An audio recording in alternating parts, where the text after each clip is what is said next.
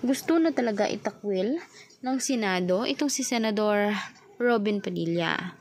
Dahil nga mismo nagka-issue siya na wala naman umanong ambag ito sa mismong batas o law.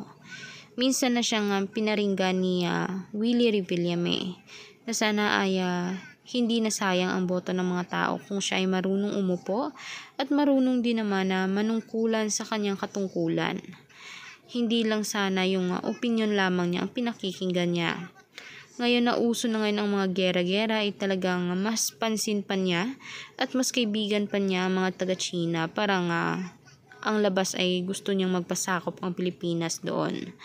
Alam naman natin kung paano ang galawan nitong si Robin Padilla. Marami nga ang nagbash noon sa kanya. Pero hindi maipaliwanag bakit nanguna pa siya sa mga nanalo.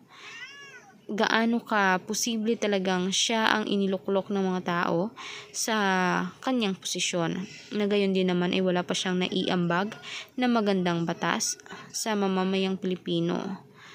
Akala nga ng lahat ay malaking pagbabago na ngayon, pero ganun pa rin. Laging nag-aaway ang mga senador dahil maraming issue ang nagkalabasan at maraming problema ang dapat nilang pagtakpan.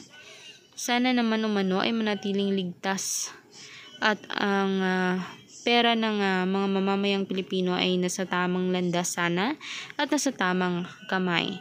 Kayo din ba? Agree din ba kayo dito na itakwil na lamang siya? I-comment sa baba ang inyong mga sagot at huwag kalimutan mag-subscribe, i-like at i-click ang ating bell button. Salamat po!